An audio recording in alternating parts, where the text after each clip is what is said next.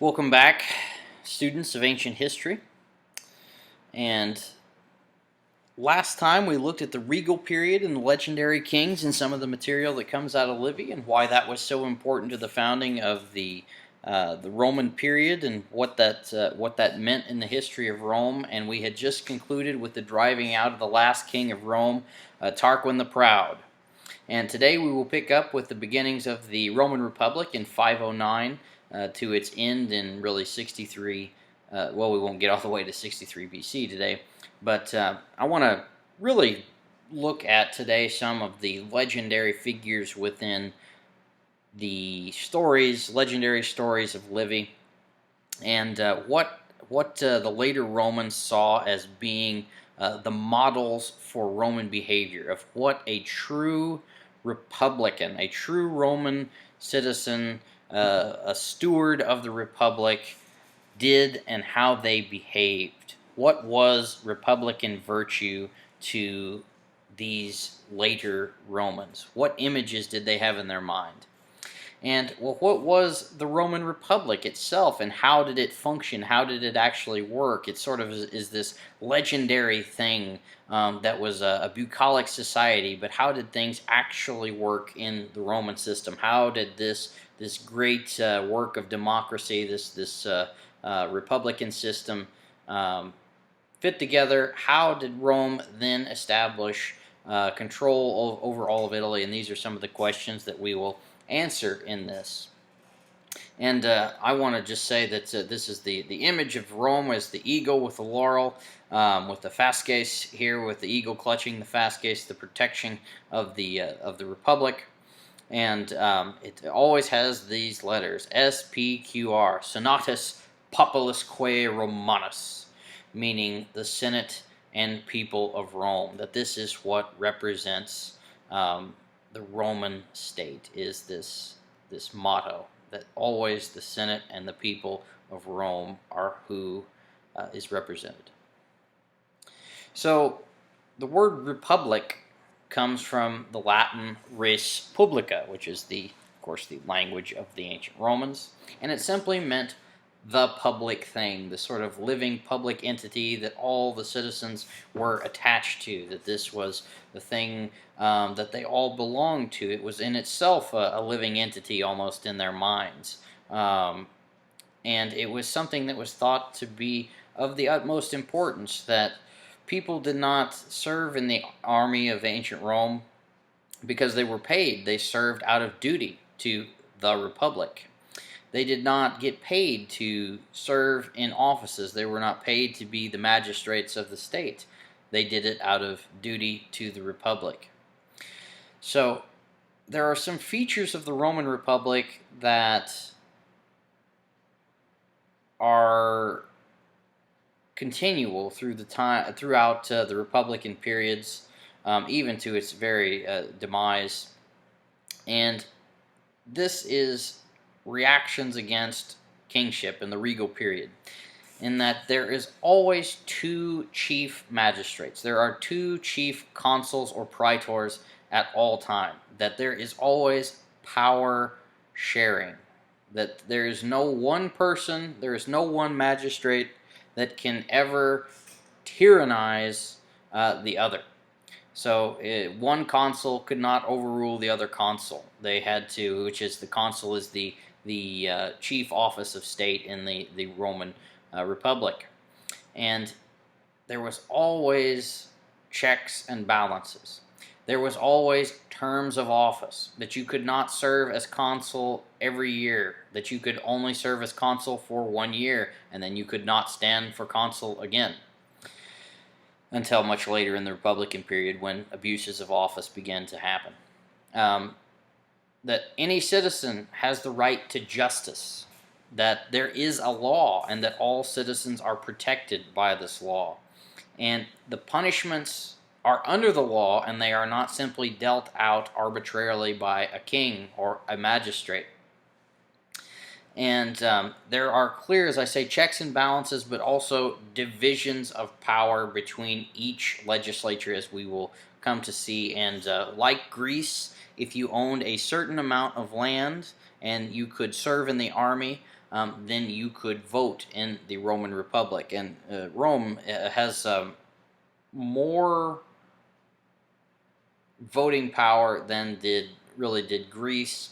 They're going to expand the notion of citizenship and how they vote and where they vote, but largely it's based upon property and the ability to serve in the army. And you needed property in order to serve in the army because, again, this is unpaid service. You had to pay for your own equipment and you had to pay for your time while serving in the army.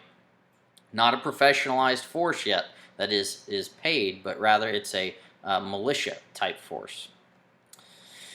So what were the legislatures in the developed republic? Not probably in the earliest of the republics days, but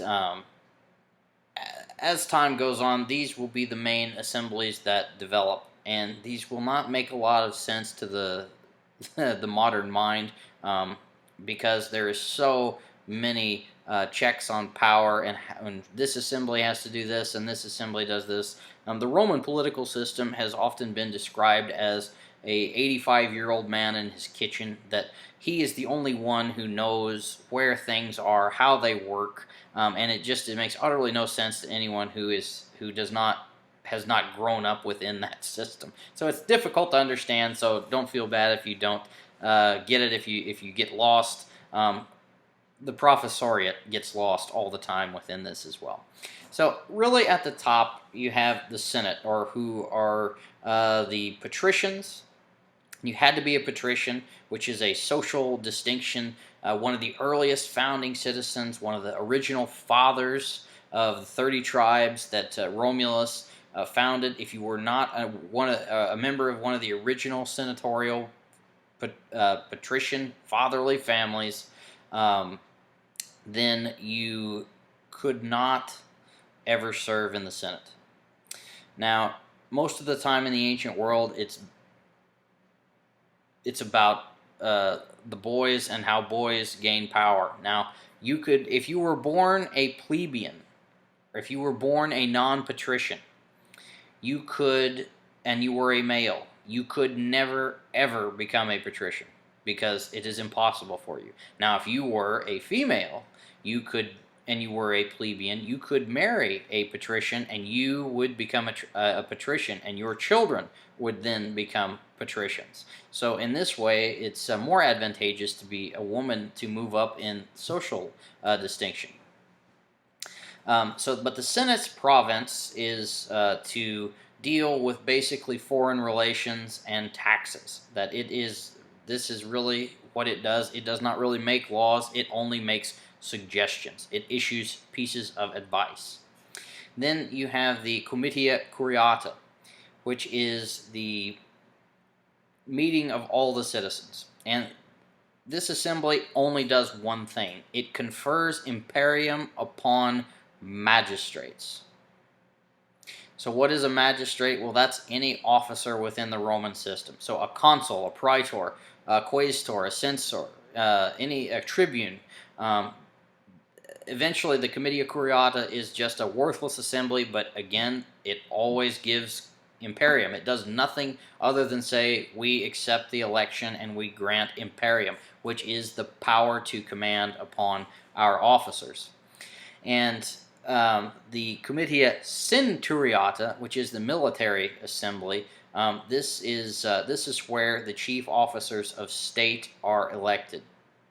And it's made up of 193 centuries, and the rich, of course, are much more represented within this, and it elects consuls, praetors, and censors, which are the chief offices within the Roman state. But again, even if you're elected, you still have to go over to, you're elected in the centuriate, you have to go over to the curiata in order to get your imperium to be officially mandated. Then you have the tribal assembly, which is where, again, the people come to meet, not all together like the curiata, but in their tribal units. So each of the 35 comes and they meet together, and they elect some of the lower level offices, who then have to trace back over to the curiata, where all the people have to come back together, and then they have to give imperium to all these, No, they do not. That's wrong. Because these lower level offices do not require a grant of imperium. Imperium is the ability to command, and these offices you could not command an army. A consul, a praetor, or later a censor, who, in order to be a censor, you must have been a consul. The consul and praetor are the only offices that carry with it a grant of imperium. And then finally, later on, this is a later development, you have the Assembly of the Plebs, which is another meeting of all the people. Again, you're seeing why this system is very muddled, but the Romans never got rid of anything. They did not believe in reform. They never got rid of the way their ancestors did anything. They just added stuff on over and over and over again. And this is the other real political party, social order within the Roman system are the plebeians. So the patricians had the Senate, and the plebeians had the Assembly of the Plebs. And the main office here is the office of tribune. And this is an office that is created after one of the great struggles of the orders, in order that the plebeians could get justice, because they often struggled to get justice from the patrician order, because these are two separate orders. The tribune had the authority to go into any single legislature. So the tribune could go into anywhere who's passing laws or who is voting on things, is suggesting advice, whatever, and the tribune could exercise a veto over anything. And this is a very powerful grant of authority, and this will be heavily abused by later leaders within the Republic. But initially it's thought to be a good office in order to protect people who are in the lower social orders. But anyway, you can see here kind of how things work within the system.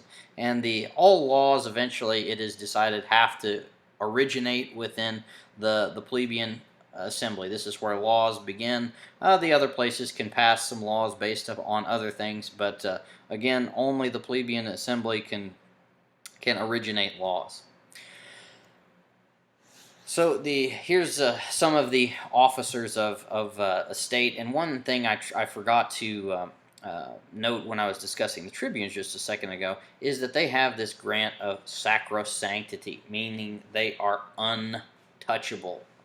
If you kill a tribune, your citizenship is revoked, and there is a license to kill basically given to all people in Rome on you. So if you killed a tribune, it's everyone's, not just that they could kill you, it is their duty then to kill you. And then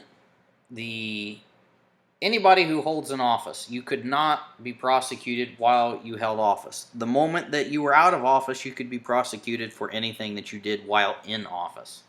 But your office protects you for the year that you sit in office. You could not be sued while you were a consul, a praetor, a tribune, or such things. And there is one provision within the Roman Constitution, or the Roman customary laws, that allowed for the election of a dictator in the event of military emergency. Senatus consulatus ultimentium, which means the Senate has the right to give ultimate power to a consul, which can be just one person in order to move things along, and that has sweeping and absolute powers for a limited amount of time in the case of a military emergency. So what were some of the problems in the early Republic? Well, we have, first of all, that of clientship, meaning that you help your friends enormously, and you needed to have a patron, and then that patron had many clients, and it's not about what you know, but who you know in Rome. Often things are not done on merit, but simply because you are a client of a very powerful person, that they could get you jobs and they could help you get promoted, and so it was your duty to serve this client. You became very dedicated to them and not to the Republic itself.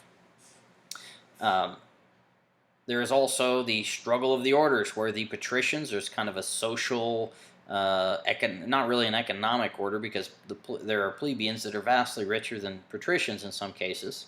Um, but again, you could not ever serve in the Senate, which meant you could not ever be a consul if you were not a patrician. And the patrician order closed in 450 BC, and therefore it did not allow any new male members within that. So the ancient families would continue to not dominate the upper echelon, the upper offices.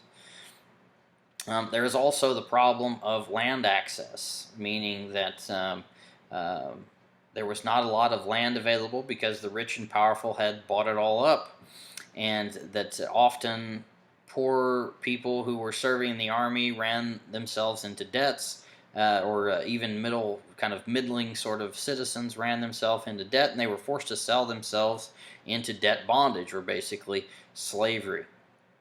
And eventually this will be made illegal, but it's often overlooked. And then you have the problem of judicial codification, or that they need a constitution. So the Romans come up with the idea that, and there's much squabbling over this, but the 12 tables, that they would codify the Roman constitution. So all the customary laws from the time of the founding of Rome in 753 until the present. And always the mos maiorum, the way of the ancestors, is honored. As I said, if the ancestors did it one way, the Romans would never change anything. So they always honored what their ancestors did. You never take anything away, you just add other things to it.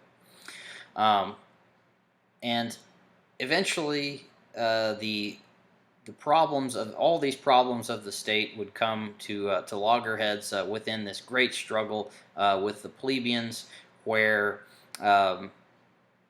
these were the people who really suffered from debt bondage. They were really the ones who suffered the most from not having a clear understanding of what the law was, and they did not have access to land.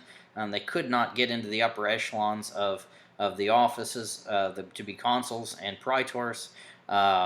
So Publius, one of the great leaders of the plebeians, gets a law passed that is called the Lex Hortensia, and that is where the plebeian assembly, all its legislation is supreme. And basically at that point all law originates within the plebeian assembly, that other committees and assemblies can make suggestions, but the plebeians at this point have gained a great authority that they had not had before. And the creation of the office of tribune, this assembly does not, it really just protects the powers of the richer plebeians. It does not, as its initial goals were, look after the welfare of the much of the lesser citizens, the poor people and such. So what was the ideal person, the ideal and virtuous servant of the Republic? Well, you would point to Cincinnatus.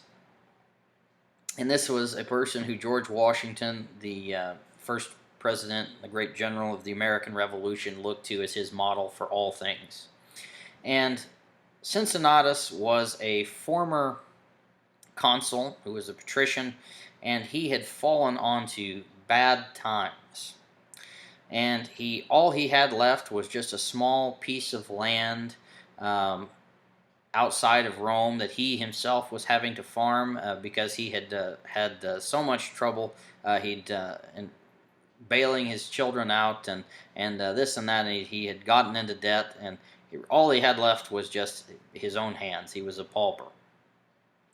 And Rome finds itself in a great struggle. And Cincinnatus was a great consul, he was a great leader, and he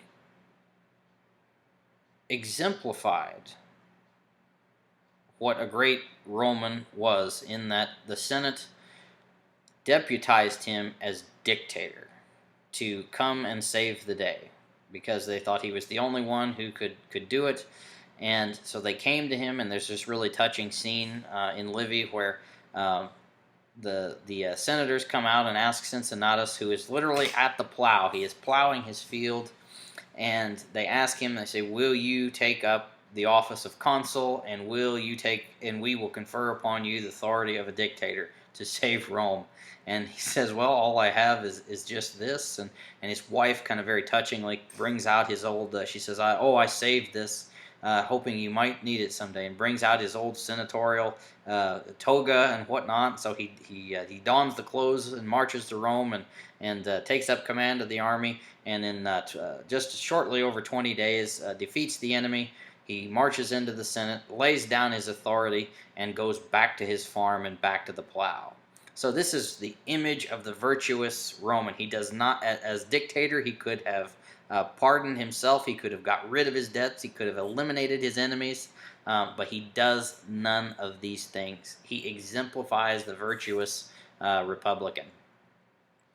And but within Cincinnatus, Livy tells us that what the problems are in this republic, in that you have to have property, you have to have some wealth in order to be able to serve in this army, and without the access to land and the problem of debt bondage, people suffered enormously under this system. And also that there was no way to really get yourself out of debt, because there was the beginnings of a slave economy, and these great, massive Roman estates owned by aristocrats called latifundium. These huge estates strangulated small landholders, and there's actually laws passed that you can't own more than 300 and some acres of land, but they're of course ignored. But this is what is a main problem within Roman society, is access to land. And if you don't have people who own land, then you can't serve, of course, in the Roman army. So continuing on these virtuous Romans and what it meant to be virtuous within the Republic. And one great soldier was named Horatius Cocles. And remember our pal Tarquin the Proud. And Tarquin, after he was ejected from his kingship in Rome, goes to his fellow Etruscan pal, the king of Etruria, Lars Porsena, and gets Lars to bring an army down and to help him regain his throne. And at this time, Rome has just a few years set up its republic. It's a fledgling republic with this, the city. And the Etruscan army makes its way right to the gates of Rome. And Livy reports to us that this is what happens. This is really one of the great stories of the ancient world. And Livy says, "The most vulnerable point was at the wooden bridge, and the Etruscans would have crossed it and forced an entrance into Rome, had it not been for the courage of one man, Horatius Cocles, that great soldier whom the fortune of Rome gave to be her shield on that day of peril. Horatius was on guard at the bridge at the Janiculum when it was captured by a sudden attack. While the Roman troops were fleeing and throwing away their weapons, Horatius acted promptly, and he speaks. He says, 'By the gods,' he cries, 'can't you see that if you desert your post, escape is hopeless? If you leave the bridge open in your rear, there will soon be more of them in the Palatine and the Capitoline Hill than on the Janiculum.' So he offered alone to hold up the Etruscan advance so far as was possible. Proudly he took his stand on the outer end of the bridge, conspicuous among the rout of fugitives. Sword and shield ready for action, he prepared himself for close combat, one man against an army." And so Livy tells us this story, and Horatius repels several attacks of the Etruscans, and they are so amazed by this, and eventually the Romans are able to rally their courage, and they pull down the bridge, and they end up stopping Lars Porsena. But this is what it meant to be a virtuous Roman to Livy and to the later Romans. That this is what one must do. You have to act virtuously, even if it means possibly sacrificing your own life. That it is the the survival of Rome is more important than your own personal life, your own personal interests.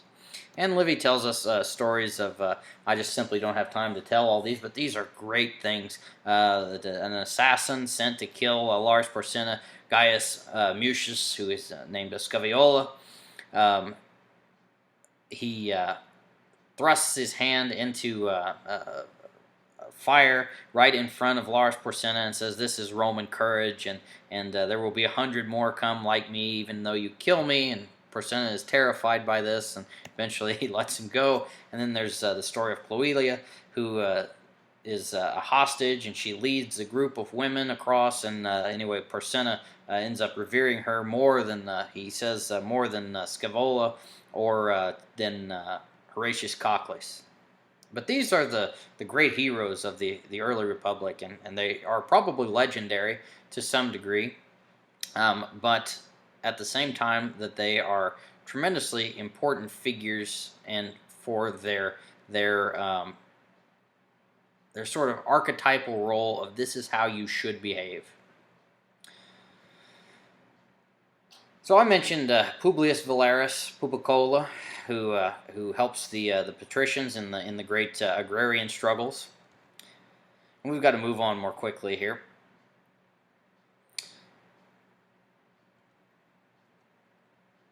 So I want to skip ahead to the conquest of Italy, and it is really the Battle of Lake Regillus that where finally the Tarquins, the great Tarquinius Superbus and his family are defeated, and there's a formation of a coalition of cities in Latium.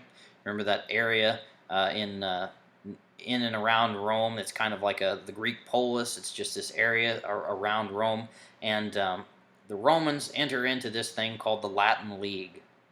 And the great question is whether the Romans were the overlords of all the Latins, or whether they were just simply the leader of the Latins, the kind of first among equals. But eventually, of course, Rome will come to dominate all things within this area of land. It is Rome has at this point, after the Battle of Lake Regillus, become not just a local power with the city, but it has become a regional power within the south of Italy. And eventually the Gauls are going to come down and attack, and there's more stories of virtuous Romans and how they reacted to this Gallic sack. Remember the Celts, those people from northern Italy, they have come down and they sack Rome in 390. And it's remembered within Roman writing as being an awful thing, the darkest hour of Rome, but archaeologists suggest that there's just probably more of a minor sack, and it wasn't nearly as bad as later writing tells us. So the Romans recover quickly from this, and you see them almost immediately, which goes to confirm probably the archaeological data that if it was an apocalyptic kind of sack, that they would not be able to recover and go on the offensive within such a short period of time. So the Romans then become unquestionably the leaders of Latium at this point. They conquer the places, the cities around, like Volsci, around the Roman heartland that refused to accept their overlordship. And at this point, they begin a system, something that is so important within the Roman Republic, and that is privilege sharing. That they do not enslave or destroy their enemies, but they give them privileges. They give them participation within Rome. They encourage them to participate within the Roman system. That they can work together. That there is good reason that you want to be part of the Roman Republic, rather than they're not just conquered by it, but you, instead of becoming the vanquished, you become a citizen. So I'm not going to go through all the types of various citizenship, but just know that there was privilege sharing within the Roman system. And this is what led to the greatness of the Roman Republic and the ability for it to expand. Because in several times Rome gets into serious trouble, and the only reason that it is able to maintain its conquest, or it maintain its influence, is because its allies did not rebel against it, because they had a vested interest within Rome succeeding. So privilege sharing is what is so key here. And this is one of the times that the Latin allies do not rebel against Rome, but they stick by her side when the Romans go to fight the Samnites, who are this group of hill people over here on the eastern side of Italy. And it's much larger than Rome, that they were bigger, and Rome is eventually going to win these things that we call the Samnite Wars, which is over many years, but finally, the Romans are going to basically at that point carve out a sphere of influence over Etruria, over the Samnites, and all of central Italy is going to come under Roman control. And finally, the Romans will conquer, as we see a map here, down in the south. They will conquer all of Magna Graecia, or Greater Greece, which again is the most sophisticated, the most urbanized, the most economically thriving part of Italy, even into the 200s. And the Greeks are going to call upon their confederates back in their native land, and they're going to ask Pyrrhus of Epirus to come over and help them fight. And this is where the Roman legion is going to prove greater than the Greek phalanx. And while Pyrrhus does beat the Romans, it costs him about 50% of his forces to defeat the Romans. And this is where we get the notion, or the saying, a Pyrrhic victory, because the losses are so great that it really makes even a victory more like a defeat. So eventually the Romans are going to cause the Greeks to return home. So Pyrrhus of Epirus returns to Epirus, and Rome will become the overlord of all Italy except for Gallia Cisalpina, which is in the Po Valley. How is Rome able to do this? Well, it's through its mighty legions. And Rome invents a new style of fighting that differs from the Greek phalanx. Rather, it is a legion, which is a larger, but it's a more flexible sort of unit. And there are many different kinds. I don't have time to go into all of this, but you can see here that the legion is made up of 3 ranks. And I think this is what is so important, that you have in the front the Hestai, which are your young men. These are guys who are from 15 to 25 years old, and they are your first line. That these are guys who have not seen a lot of combat, but they are vigorous young people. And then you have in your middle line your principes. These are your seasoned veterans, men from 25 to 35 or 40 years old, and they are veterans, have seen combat, and they can encourage those in front of them. And then finally you have the triarii, the third line of the older men, the grizzled old veterans who can be sent in to back up your principes when things get really bad.